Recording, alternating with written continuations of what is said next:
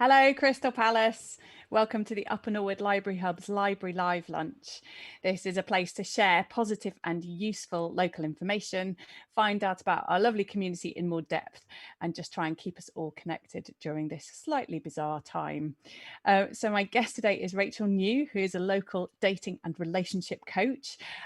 If you've got any questions that you'd like Rachel to answer live, please do drop them in the social media feed and we will try and answer them a little later on. Rachel, it's lovely to have you. Thank you for joining me.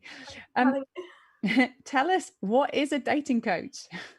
Well, I think some people have a kind of stereotype in their mind. Maybe they've seen the film Hitch and they think of dating coach there, or some people tend to laugh when I say I'm a dating coach. We have this kind of preconception that they're someone that's going to change you and make you into this impossibly attractive person that's going to magnetically draw everybody towards them that they want to go on a date with. But I'm just a normal human being. I've done lots of dating. I have a background in psychology, and I just try to support and coach people to make their dating experiences more positive. So I'm not promising instant success or meeting the love of your life immediately, but hopefully it's a way to improve your dating experiences, make them more efficient and more enjoyable, and help you to sort of think outside the box and find other ways to date. Awesome. Cool. What kind of people do you get coming to you for coaching? All sorts, people of all ages, sort of male and female, and I welcome people from the LGBTQ community, all different backgrounds, educational levels, etc., etc. So yeah, just normal people. I have lots of lovely clients. They're all perfectly normal. They're not, needy or weird in any way. So anyone can have a dating coach. It's not a sign of weakness or that you're failing at dating. Excellent. That's actually really nice to know. Cool. And how do you actually work with your clients? What do you do with them? So mainly one-to-one consultations where we work on feeling good about yourself, which is really key. I think, if you come across as feeling confident and that you love yourself, I think that makes a big difference on a date.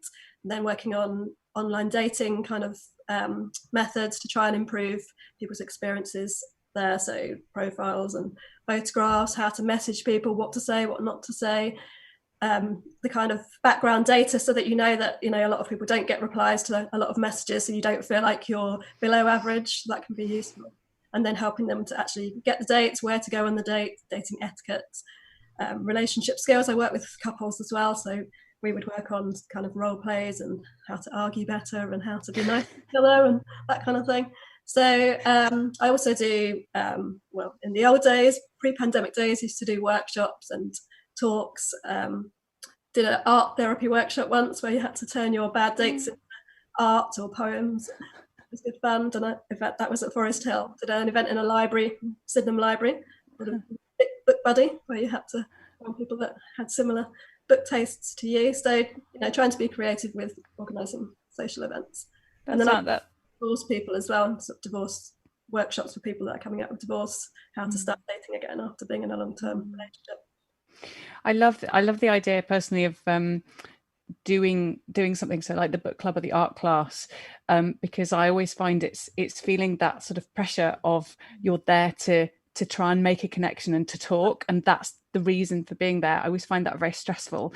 So actually doing something else I find is really good, because you've got something to focus on if the conversation dries up briefly, but you've also got a connection with what you're doing, and that's really helpful. You're not just there for dating, you're there to meet new people and make new friends and broaden your horizons. So yeah, I mean, one thing I try to emphasize with dating is that I call it, I have like a hashtag ethical dating and another one organic dating. So trying to treat people well on dates, meet people in real life, try to be creative in the way that you meet people, and then trying to do interesting things. So your dates aren't just about meeting people, they're also about having fun and trying out new things that you haven't done before. So yeah, I think that's really important. Cool. I love that. That sounds fun. Just before we carry on, I'd just like to say hello to everybody who's watching. So the people whose names I can see are Herb Lorraine, who says hello to you. Morning, Rachel. Like Show Nick, Sarita, Judith and Tanya, who says hi Rachel, hi Eleanor. So hi guys, thanks very much, and thanks to everybody who's watching whose names we can't see. Just a reminder, Rachel's going to be answering some questions live, so if you have questions, do drop them in the social media feed, whichever platform you're on, and we will try and answer them in a little bit. So Rachel, just tell us a bit about how you've been involved in the local Crystal Palace community. I think the most memorable involvement was a couple of years ago. I did an event at the Antenna Cafe. It was a free event called The Psychology of Dating, and it's quite a small cafe, and it was run in conjunction with Crystal Scientifique, which is a science discussion group. We have a speaker once a month. So they normally get about 10 to 20 people coming along, so we didn't know what to expect. And then about 40 people turned up, somehow crammed most of them in, but some people were outside and stayed there for 2 hours through the windows. Luckily it was September, and it was the most brilliant evening. There were people of all ages, backgrounds, and yeah, I just went through everything you could possibly want to know about the psychology of dating, and then people got to chat with each other as well, and it was just a really brilliant vibe. And yeah, we did talk about going back to do a speed dating event, but that hasn't been organised yet at the Antenna Cafe, so maybe one day, or an outside socially distanced. Well, I'm imagining 2 rows of people on the grass opposite each other, musical chairs moving around. I don't know. Yeah, it could be a lot of fun. Yeah, so that was one thing. And then I also have a kind of local mailing list of local single people, so I let them know if any events are going on.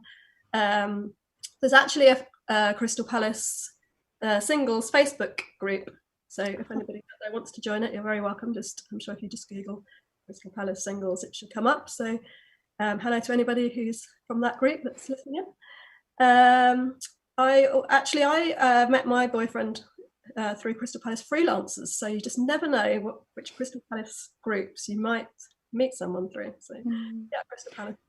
Was that at the monthly jelly?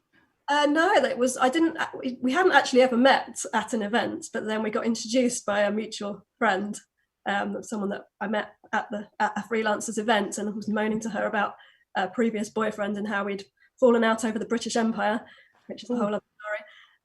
And she said, "Oh, I've got somebody I think you should meet." So he turned out to be in the Crystal Palace freelancers group as well. So yeah, lots of good things, and other events in the kind of surrounding areas as well. Fab. And what other projects are you working on at the moment? Well, this morning and last night till about midnight, I've been working on an article about racism in dating. So it's a big subject, which doesn't let me sleep very much at the moment. So I've collected lots of interview footage of people talking about their experiences of people sending them racist messages, and I'm trying to challenge some of the dating apps that have still got ethnic filters, so you can filter people out by their ethnicity. Which it's a bit like you're not allowed to put a sign up saying no blacks outside a hotel. That's been illegal for a long time. So why do that on your dating profile? What message does that send out to people? So been campaigning about that on social media, and I'm in the middle of writing an article with another author.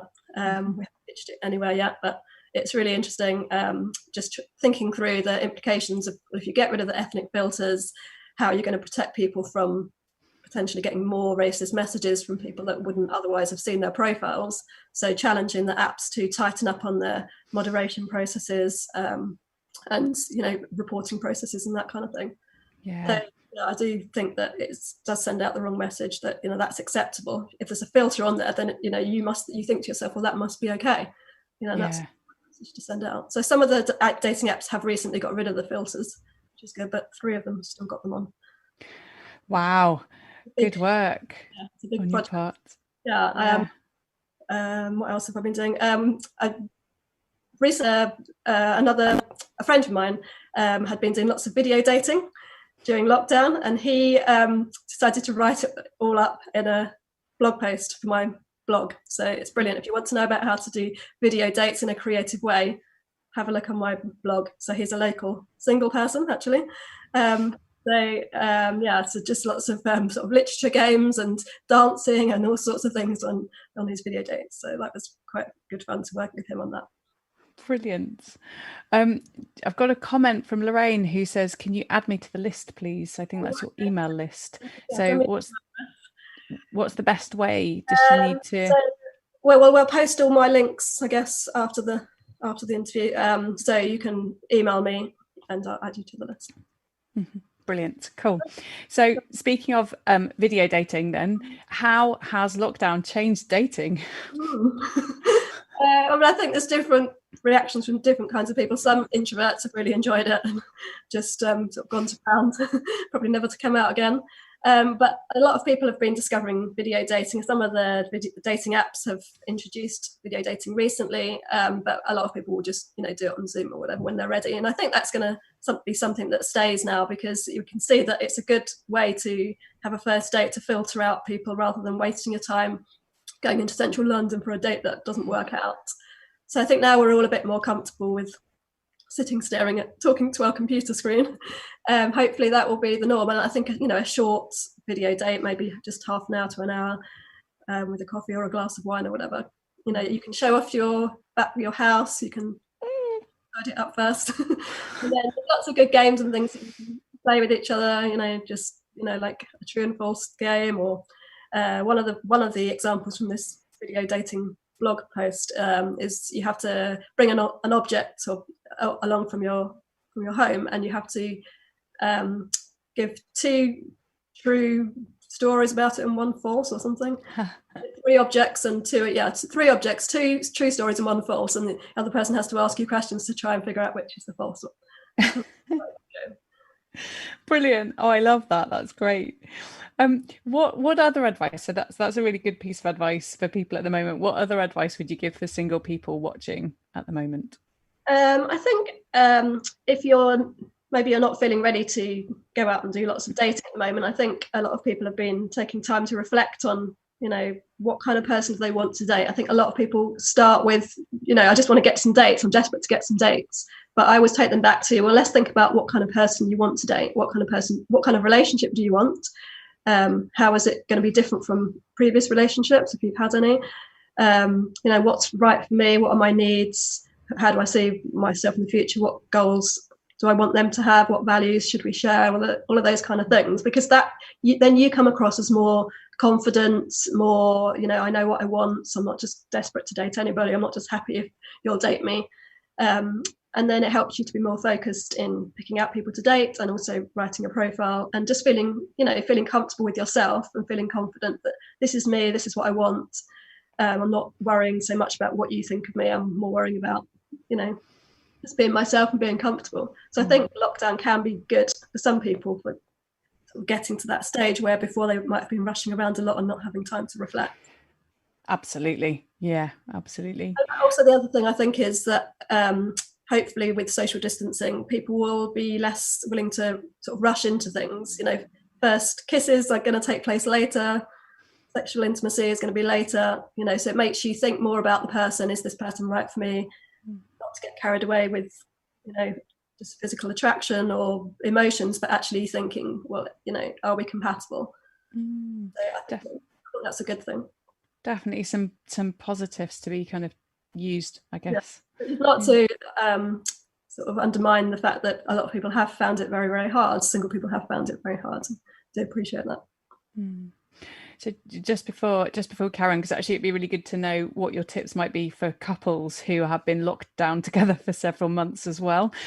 Just before we do that, I just want to say hello to Lucy, Terence, Andy and Dennis, who've also joined us. So hi, you guys. Hello to everybody who's watching. And if you've got any questions for Rachel, she's going to be answering them live in a couple of minutes. So do your name if you want to post a question, asking for a friend kind of thing, then we don't have to read out your name. Yes, that's very true. I don't have to read out your name. So please do drop any questions in the social media feed, and we will come to that in a moment. So Rachel, tell us what your tips would be for couples.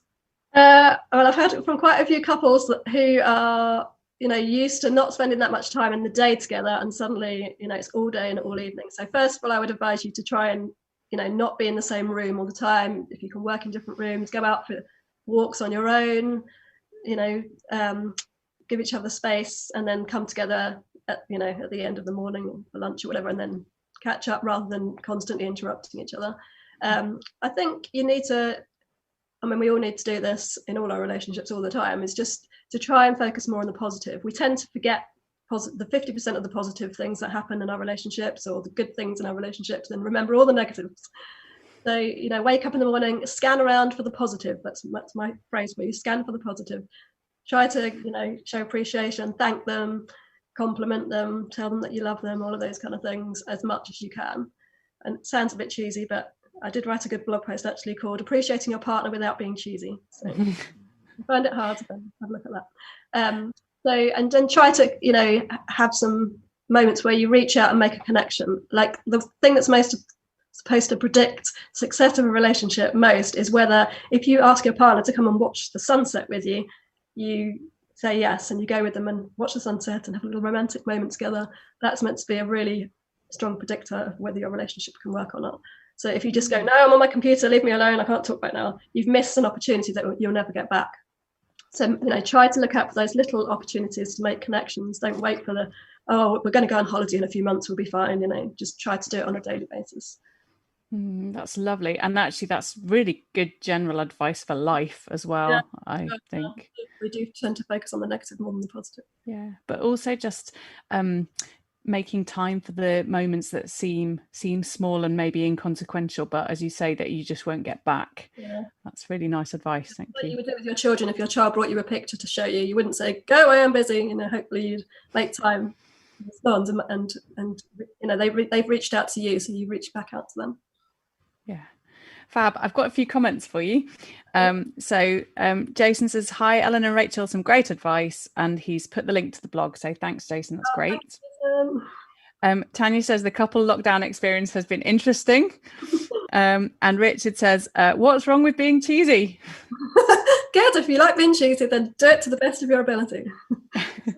Awesome. Should we go for some questions then? Yeah.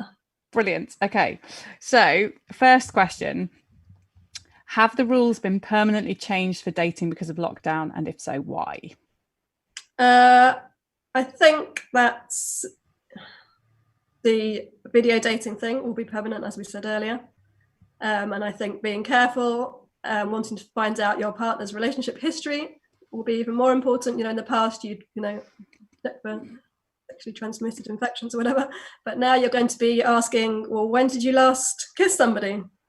You know, or are you dating anybody else at the moment? You know, and those questions are going to be perfectly valid and, you know, not at all intrusive, because we need to know. And I think that's a good thing. It means we'll respect each other more, hopefully, and, you know, take things seriously before we get to that stage. So I hope that those will be positive ways in which things have permanently changed. As for, you know, dating events and that kind of thing, I hope they will come back, maybe outside or, you know, less people, but hopefully they will come back. Mm-hmm. Cool. Yep. So I have another question for you. That's from Andrew. He says, do you think certain things should be avoided in message or video dates, such as humor or jokes? I think, yeah, humor is tricky, because if the other person doesn't get your humor, then, I mean, that could be a good sign. That could be a sign that you're not compatible, I suppose. But sometimes it's hard to get things across without, you know, misunderstandings. So I would say use emojis, even if you don't like them normally, because that can help to convey the fact that you're trying to be funny. Maybe on a video date, I think humor is good, but sometimes in messaging it can get a bit lost. But it can work the other way. You know, if you can sort of bounce off each other and create a rapport, then the humor thing can be really good. What was the other bit of the question? Humor and jokes. Else? Yeah. I think, you know, being compatible on your humor, there is some research about this actually. It is an important thing. Mm-hmm. So yeah, I mean, I guess it depends on how cheesy your jokes are. Definitely. Cool. Next question. Given that lockdown has changed a lot of us and made us appreciate what's on our doorstep a lot more, how do you think this could affect dating opportunities post-lockdown, now that we're supposedly in the recovery phase? Will new opportunities arise and new ways of meeting people? I mean, I think that people will hopefully appreciate human contact more, because it's, you know, it's still really special. Like, even just going to I've been to 2 cafes, I've just sat there drinking my coffee going, wow, I'm in a cafe. You know, I don't even need anybody else to be there. So I think, you know, if we treat those experiences as special and as almost like, you know, it's what's the word I'm looking for? It's like a special treat. It's not to be taken for granted. you know, then I think that will help us to treat each other in the same way. I think there'll probably be more outside dating events. Maybe there'll be more activity-based events. It'd be good to see some, you know, maybe, I don't know, some sporting events, a tennis tournament or crazy golf tournament or something like that. I don't know, but I think that could be, you know, we have like walks and things like that, meet-up events with walks. So why not dating walks, that kind of stuff. So, I mean, I would like to see, part of my philosophy is trying to get people to take responsibility for creating their own opportunities. So, you know, why don't you set up your own dating walk events? I can help publicize it for you if you want to. You know, make things happen with a hobby or an activity that you like to do. I was thinking actually when you were talking about kind of what you do and how, that your philosophy does seem to be very based around people kind of working on themselves to, as you know, as you're saying, to be confident, to know what you want, to know yourself, and take responsibility, and that chimes a lot with me. So I think, am I right? That's very much a big part of what you do. I mean, how attractive would that make you if you're the one organising the event? You know, it'd be brilliant. Awesome. There's a challenge for you, Crystal Palace Singles. Organise event. Rachel will help you publicise it. That's a brilliant opportunity. I can come along as well if you want me to and host it or whatever you want me to do. Cool. Lorraine says dating walks are a great idea. Oh, yeah. Cool. Lorraine, why don't you organise one? That sounds like a fab idea. Cool. Next question. Yep. How do I meet new single people in my area without using dating apps? I think this might come back to exactly what you were just saying. Yeah, I think we've kind of, in a way, we've kind of answered it. I definitely would encourage people to do both, because although dating apps people can find them a bit depressing if they have lots of messages that don't get replies to. I mean, women get a lot more replies to messages than men. So men, like the research shows that like a small percentage of men will get lots of messages, and there will be a proportion of men that never get any messages. And that part of that comes down to what kind of messages you send, trying to stand out from the crowd and send an interesting message, and also your profile. But, you know, you have to accept that, you know, it can be a lot of hard work, and not everybody finds it easy to send interesting messages, and it can take a lot of time and thought. So I would advise people to do a bit of both, because even if you just meet people in real life, I mean, we used to have meetup events, you know, meetup.com. So I used to encourage people to go on those, and there's lots of obviously speed dating events and singles events and that kind of thing, which again, hopefully will come back, and, you know, let's organise some local ones as well. So, you know, do both. And I think the main thing is to try and make sure that your experiences are as positive as possible. So, yeah, I mean, join the Crystal Palace Singles group, join my mailing list. Let's, you know, try and get some things organised so you don't have to spend the time on dating apps, because, you know, we're all spending too much time on the computer as it is. Oh, absolutely. Yeah, absolutely. I've got a comment from Nicole who says that's a great idea. Create your own dating evening. Possibly more easy now we're all on social media more. Yeah, exactly. Yeah. I mean, I did think about doing like a Zoom social event, but then, I mean, I know you can have little break-off rooms, that kind of thing, but I'm not sure, you know, how that would work. A few people have said they'd like it, but, you know, you need to get a critical mass to make it work. So that's always the issue. But but only just organise them on social media is also good. But I think there's lots of people that aren't on social media, and sometimes they're the most interesting people to date, because they're not, you know, they've obviously got a life. So that posters and that kind of thing and shop windows and stuff is still a really good way to reach people. Cool. Thank you. Next question is one that resonates very strongly with me, so I'm really interested in your answer to this one. How can an introvert who's kind of enjoyed the lockdown slowly lower themselves back to the world of dating? Slowly lower themselves. What an interesting picture. Yeah. Is that boiling water or the freezing cold water, or what? What springs to mind when you read that question out? I sort of have a kind of a hell image, actually, for me. Down into the fiery furnace. Volcano. Yeah. Yes, we need to change your perception. I know it's not your question, but I'm just analysing you now. It could have been my question. It's not, but it could have been. Just to change your image of how you see, and to the person who asked the question, how you see dating, and how you see, do you feel trapped in it? Do you feel you can never escape, you know, or why is it lower down, kind of thing. So that would be the first thing to think about. And then I think, there are lots of I have lots of introverted clients actually. So that's another thing that I sometimes do, is organise practice dates for people, so that if they're getting back into dating, they haven't done any for a while, they know they've got a safe person to date. So I can match up one introvert with another for a date where they don't talk very much. It is difficult. I think, take it slowly. Make sure your dates aren't too long.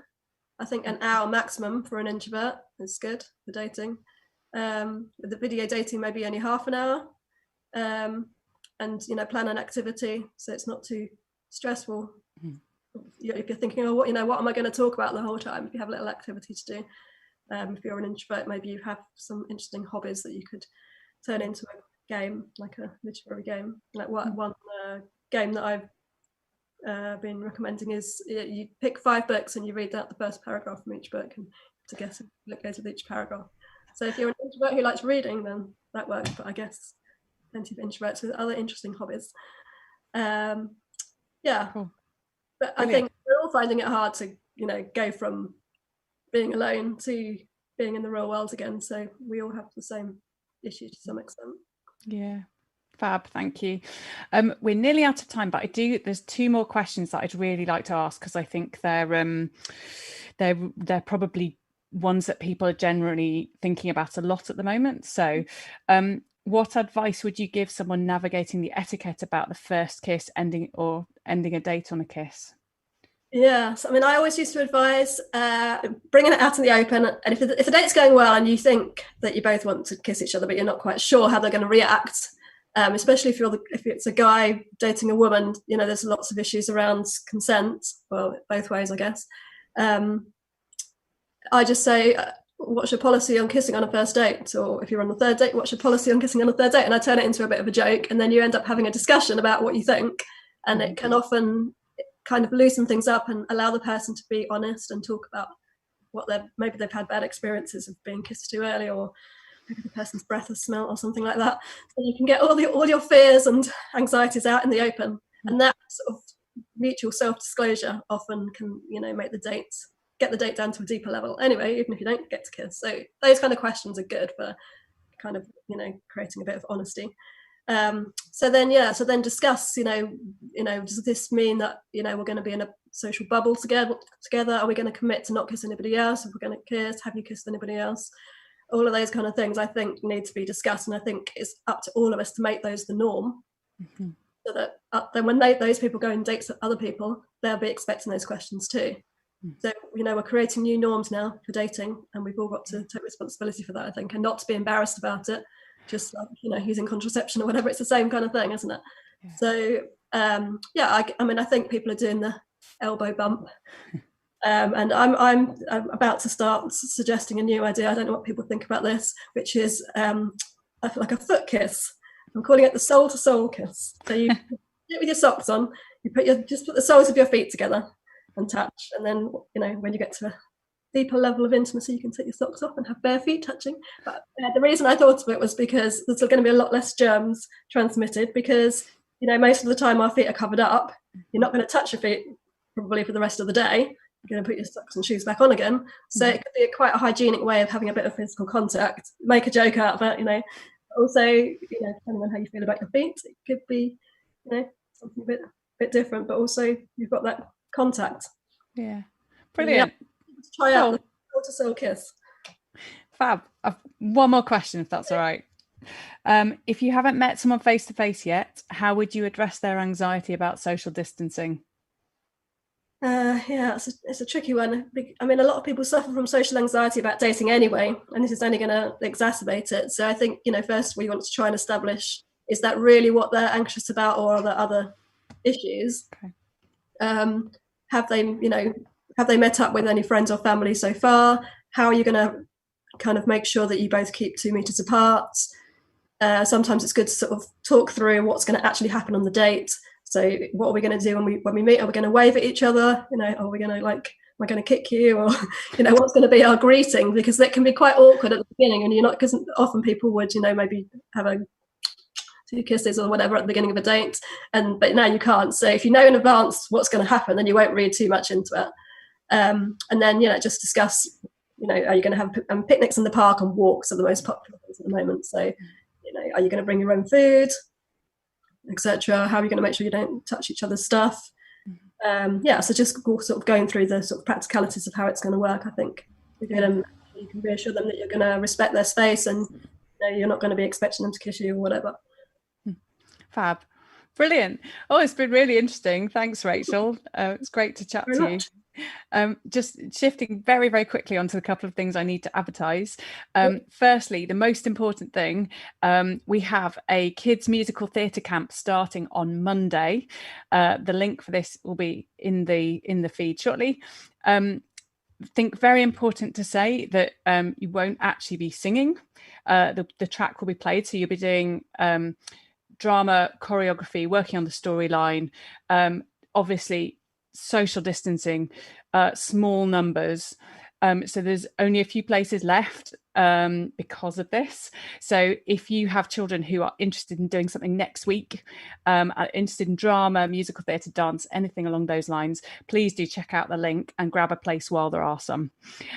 Second thing is that on Sunday at 6 o'clock, we are live streaming a West End concert through, it's not actually, I'm going to rephrase that. We are live streaming a concert through the Library Hub, which is lovely Daniel Stockton, who runs the Library Hub Cafe and is a West End singer. It's his concert.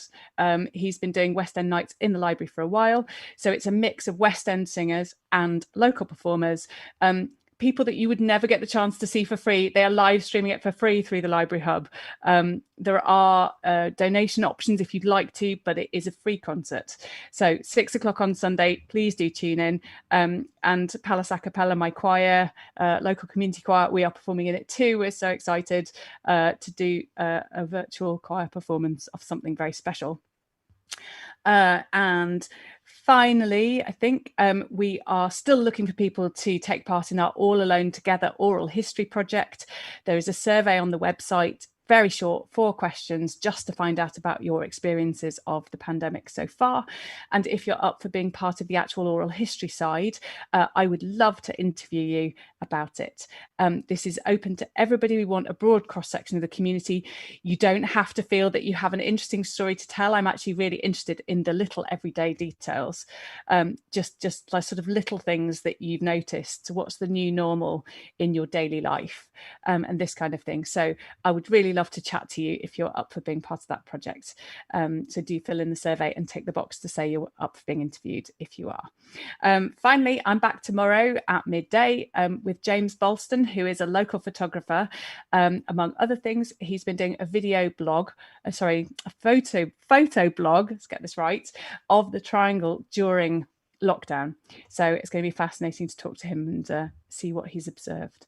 So I hope to see you tomorrow at midday. Rachel, lovely to chat to you. Thank you so much for joining me. Thank you very much for having me. It's been great answering all the questions, and thanks to everybody for joining in. It's been nice having an audience, hasn't it? Absolutely. Yeah, definitely. It's always fun to have things on the feed and remember that you're speaking to somebody or specific people. It's always good. So brilliant. Thank you very much. Take care, everybody. See you soon. Bye for now.